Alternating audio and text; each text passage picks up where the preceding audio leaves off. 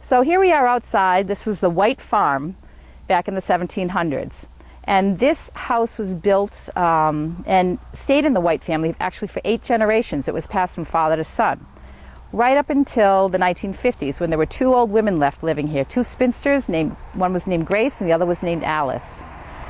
And one of them passed away, so then the other one moved down to our local nursing home, and at that point they decided to auction off the house. They auctioned off the contents, and then they auctioned off the actual home.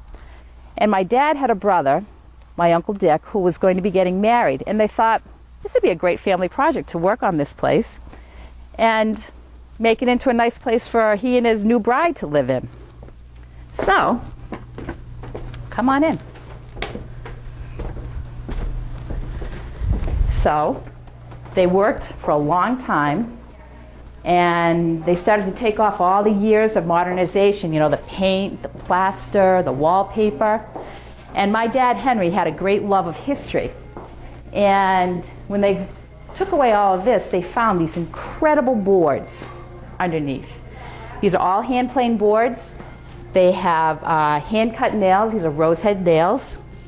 And my dad just turned to his brother, my Uncle Dick, and he said, "You know what, Dick, this place is way too good for you. Sorry, we need to think of something else to do with it." So poor Uncle Dick was out of a home, but we were into business. They restored the whole place, correctly, I might add. This is a historic, we're actually listed on the National Register of Historic Places. And they worked for a few years before they actually opened, and we opened in 1961, Salem Cross Inn. So we've been in business over 50 years now. And it was all a vision and a dream of my dad, Henry, and luckily he got to see it come to fruition.